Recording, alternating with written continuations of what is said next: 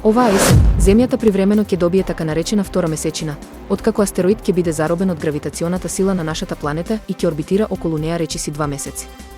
Според неодамнешна студија, астероид со големина на градски автобус ќе биде фатен од гравитационата сила на Земјата и ќе стане мини месечина од 29 септември до 25 ноември 2024 година, пред да се врати назад во астероидниот појас околу Сонцето.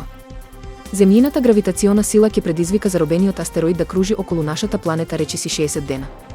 Астероидот е откриен на 7 август. Долг е 10 метри, што е релативно мал во споредба со нашата месечина, чиј диаметар изнесува околу 3474 километри. Иако ќе биде премногу мал за да биде видлив со обични аматерски телескопи, професионалните астрономски телескопи ќе можат да го детектираат.